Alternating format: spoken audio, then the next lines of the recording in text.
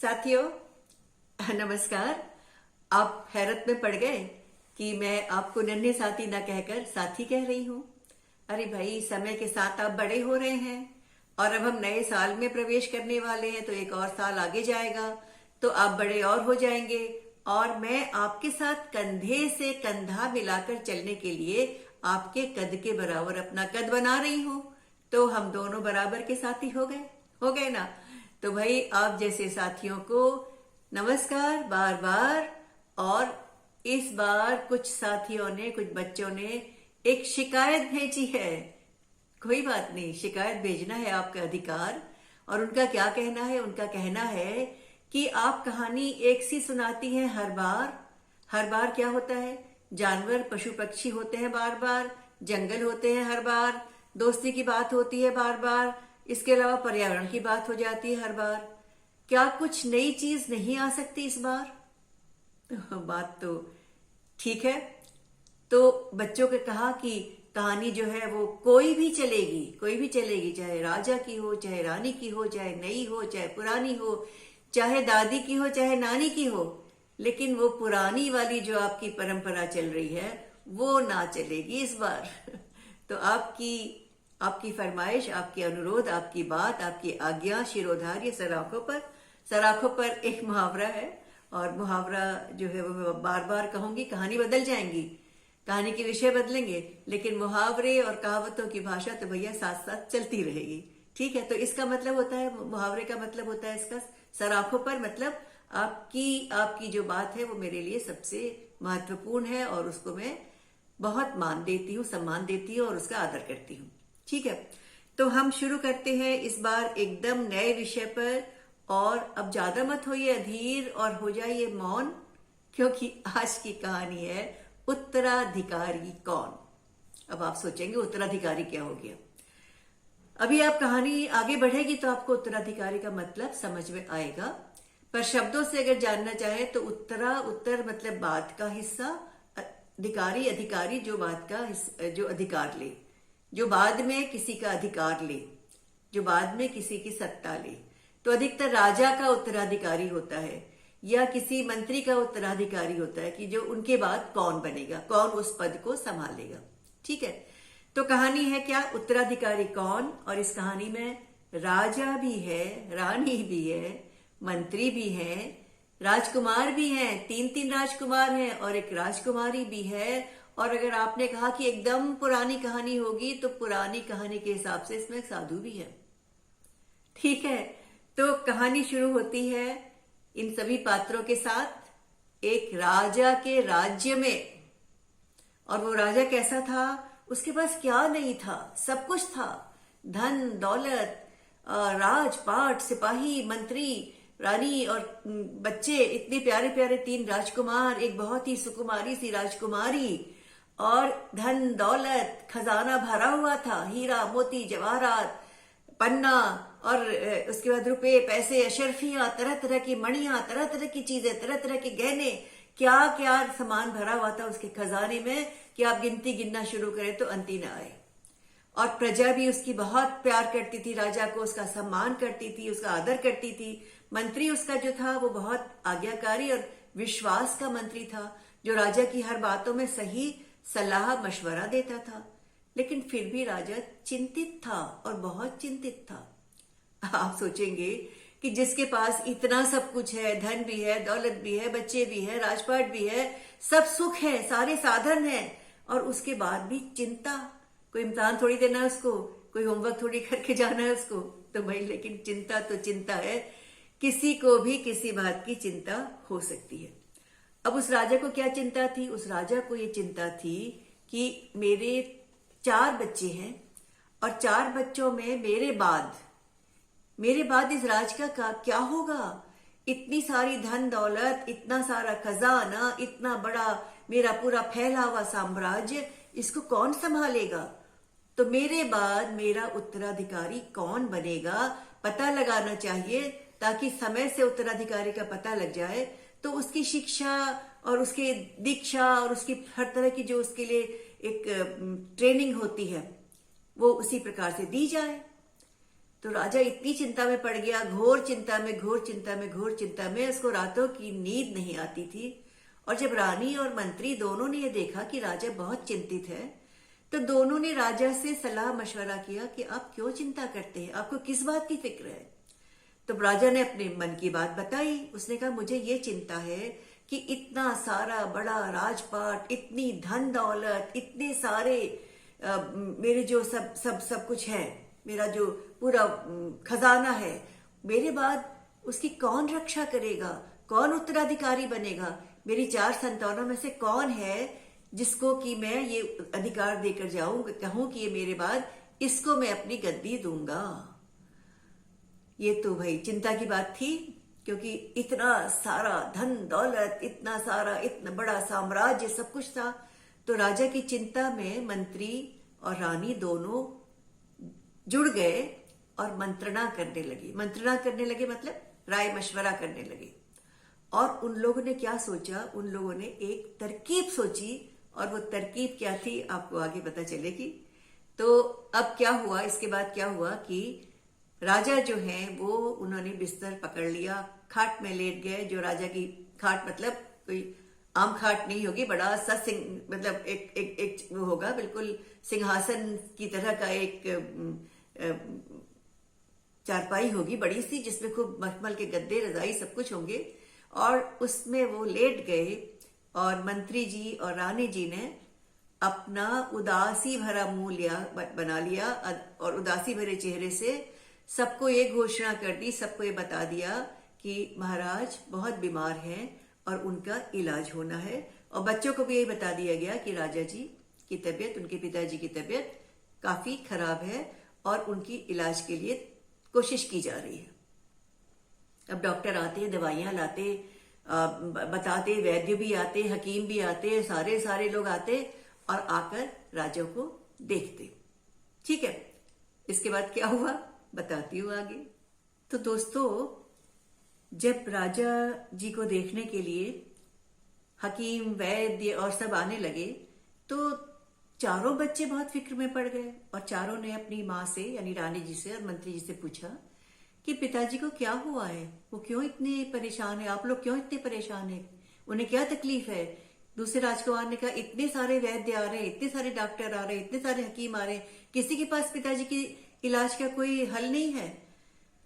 तो राजकुमारी जो थी जरा समझदार थी, उसने कहा मंत्री जी कुछ डिडोरा पिटवाइए, कुछ मुनादी करवाइए, राज्य में ऐसा ऐलान करवा दीजिए कि जो राजा जी के रोग को पकड़ के उनका इलाज करेगा उसको मुंह मांगा इनाम मिलेगा।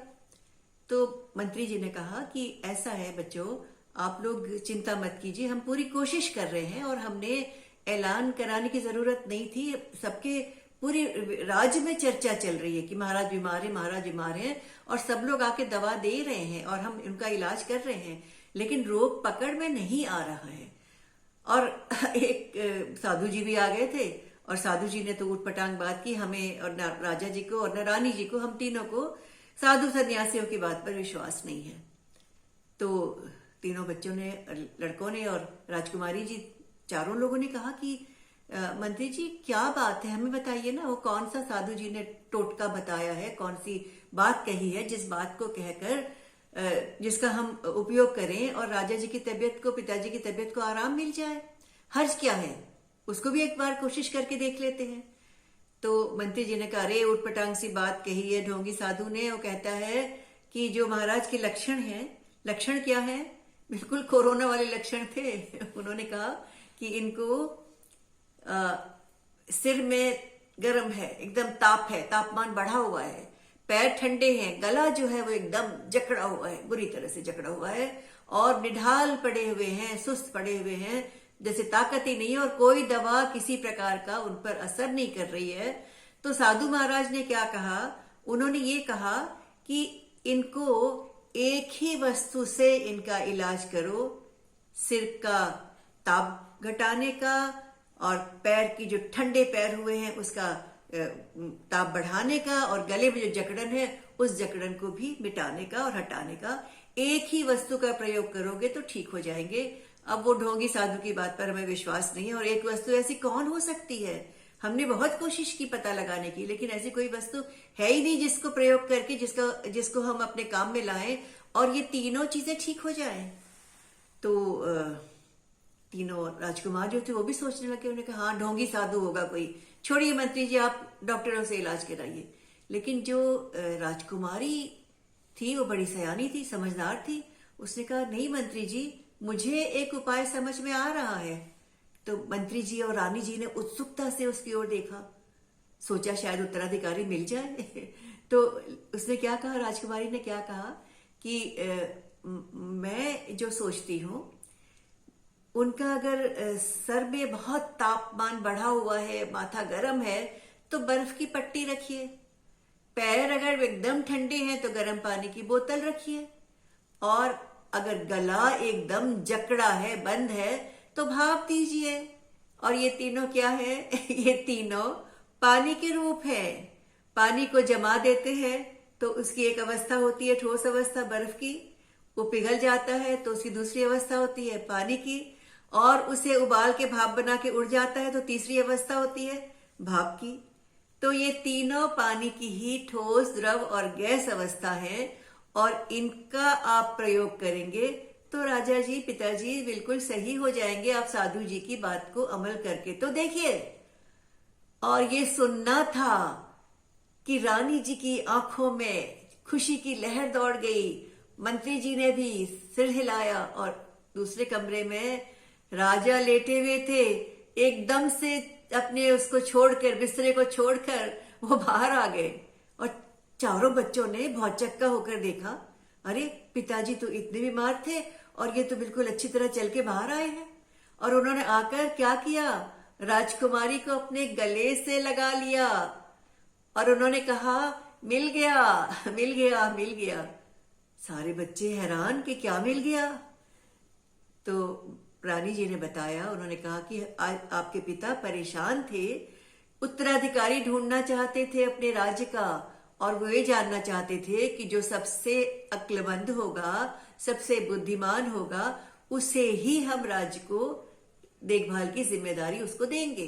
तो वो राज्य के बाद उनका उत्तराधिकारी बनेगा, ताकि उनको हम शुरू से ही अच्छी शिक्षा दें, अच्छी दीक्षा दें, अच्छी तरह के गुरुओं की संगत में रखे, अच्छी तरह की विद्या दी जाए, अच्छी तरह से उनको ये सिखाया जाए कि राज्य का संचालन मतलब राज्य को चलाना, कैसे राज्य चलाया जा सकता है, और पूरी नीति शास्त्र की शिक्षा और युद्ध शास्त्र की शिक्षा और हर प्रकार की शिक्षा उनको देकर उनको अभी से तैयार किया जाए, ताकि महाराज के बाद उनका उत्तराधिकारी चुना जा सके। तो भाई उत्तराधिकारी मिल गया। कौन मिला? राजा की राजकुमारी। और राजकुमारी जो है वो घोषित कर दी गई मतलब बतला दिया गया सबको कि राजा जी के बाद राजा जी की गद्दी उनकी बेटी राजकुमारी संभालेंगी। तो भाई ये तो थी कहानी। किसकी कहानी थी? उत्तराधिकारी चुनने की कहानी। और इस कहानी में राजकुमारी ने क्या दिखाया? अपनी बुद्धि का कमाल दिखाया। और बुद्धि का कमाल दिखा के उसने कहा कि ये साधु जो था ये जरूर कोई विज्ञानी होगा, ये साधु आम साधु नहीं था। तो सब लोग हंसने लगे। उन्होंने कहा हाँ हाँ, साधु जरूर विज्ञानी था, क्योंकि उसे पानी के तीनों रूप पता थे, ठोस, द्रव और गैस, और उसने उसी का उपयोग करके एक तरीका सोचा पता लगाने का कि किस में ज्यादा बुद्धि है और कौन ज्यादा इस पद के योग्य होगा। तो साधु आया नहीं था कोई। ये साधु कौन थे? ये तीनों की जो साजिश थी वही साधु की साजिश थी। ठीक है। तो भाई ये कहानी मिल गई। उत्तराधिकारी कौन है, कहानी हो गई। और उसके बाद आपने किसके गुण पहचाने? पानी के गुण पहचाने। और पानी एक ऐसी चीज है जो हमारे जीवन की सबसे महत्वपूर्ण चीज है। अमृत कहलाता है पानी। तो आपको एक गीत सुनाऊंगी। मैं नहीं सुना रही हूं, आपके सामने रखा जा रहा है गीत। और इस गीत को भी गाया है आपकी प्रिय नेहा दीदी ने, और उनके साथ उनके एक साथी भी है। और इसकी संरचना जो है ये सतीश पारचा जी ने की है, जो अच्छे संगीतज्ञ हैं। तो पानी की कहानी आपके सामने रखी है। जलम जलम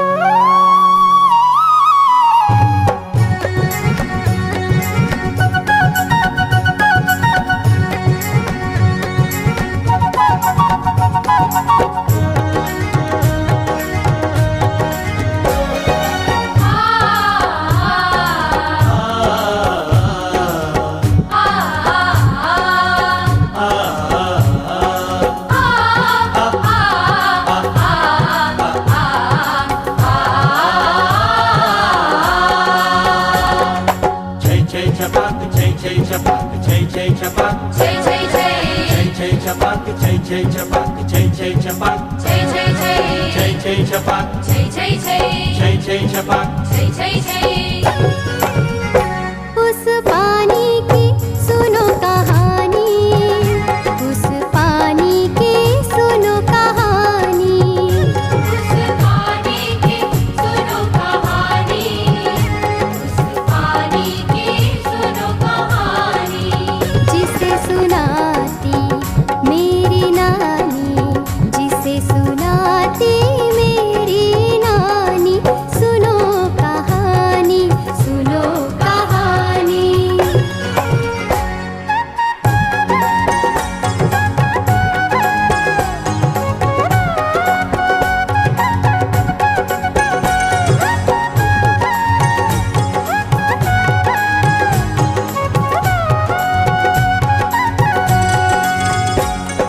कहती थी जो बहता जाता, कभी ठोस से द्रव बन जाता, गर्म करो तो झट उड़ जाता। कर्म करो तो झट उड़ जाता।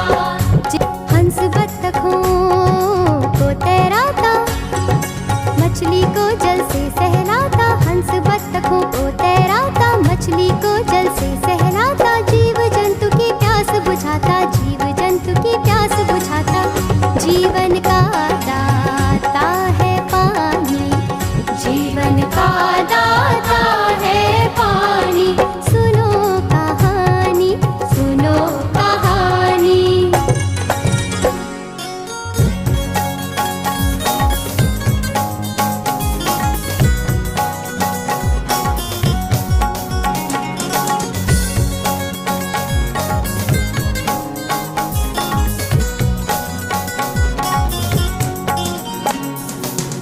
ताल तलैया में भर जाता, रिस धरती के नीचे आता, कुओं में भर भर गहराता, कुओं में भर भर गहराता, धरती को करता है धानी, सुनो कहानी, सुनो कहानी।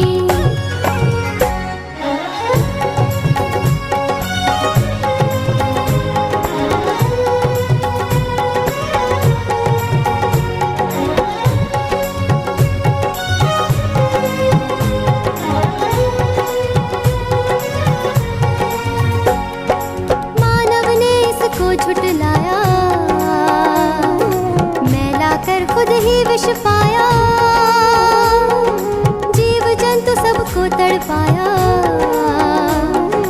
जीव जंतु सबको तड़पाया। मानव ने इसको झुटलाया, मैला कर खुद ही विष पाया, मुझे बचाओ कहता पानी, कहता पानी, मुझे बचाओ कहता पानी, कहता पानी, मुझे बचाओ कहता पानी, मुझे बचाओ कहता पानी, सुनो कहानी, सुनो कहानी।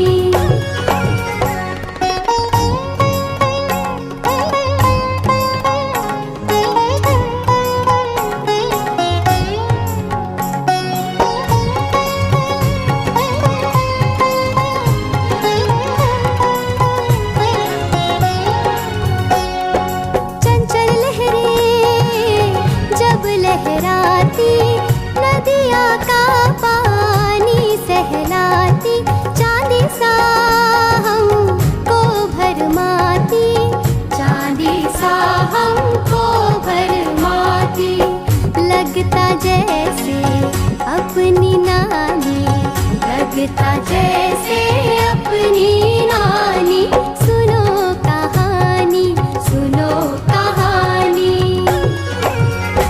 उस पानी की सुनो कहानी, उस पानी की सुनो कहानी, उस पानी की सुनो कहानी, उस पानी की सुनो कहानी। जिसे सुनाती मेरी नानी, जिसे सुनाती मेरी नानी, सुनो कहानी, सुनो कहानी।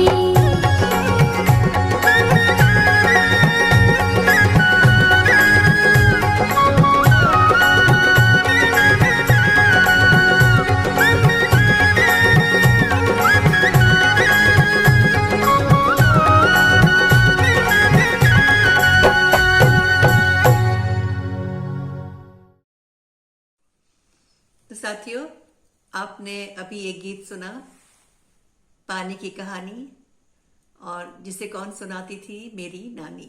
मेरी नानी, आपकी नानी, हर एक की नानी, क्योंकि हर एक की नानी ने पानी की बात बताई होगी कि पानी कितना उपयोगी है, कितने काम का है। अमृतमय पानी जो हमारे जीवन का रक्षक है, जीवन का पालन करने वाला है, हमारा ही नहीं सबका, प्रकृति में हर जीव का, पशु पक्षी पेड़ पौधे, हर एक के लिए पानी अमृत समान है। तो उस पानी की कहानी आपके लिए लिखी थी मैंने, लेकिन उसको संगीत दिया था सतीश पारचा जी ने, जो एक संगीतज्ञ है, विशेष दर्जा रखते हैं, और गाया था नेहा दीदी ने, और एक और भैया है अभिनव सुमन, उन्होंने, और उनके साथ में कुछ और बच्चों ने मिलकर साथ में संगीतज्ञ थे, उन सब ने मिलकर आपको ये प्रस्तुति दी थी। तो इसको सुनकर आपको अच्छा लगा होगा, मजा आया होगा, और मुझे उम्मीद है कि आप भी पानी की तरह बनने की कोशिश करेंगे। पानी की तरह हर हाल में ढल जाने वाले, पानी की तरह हमेशा आगे बढ़ने वाले, पानी की तरह निर्मल, सरल, तरल, और पानी की तरह से एक दूसरे के साथ जुड़ जाने वाले, मिल जाने वाले, और दूसरों की बुराइयों को भी अपने आप में समेट लेने वाले।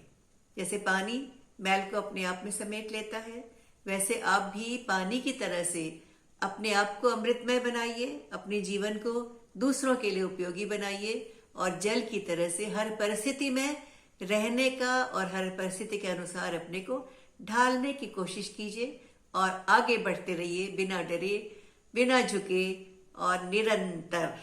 इसी संदेश के साथ आपको नमस्कार। फिर मिलेंगे अगले साल, नए साल में, नई योजनाओं के साथ, नई कहानियों के साथ, नए गीतों के साथ, और नई तरंगों और नई उमंगों के साथ। धन्यवाद।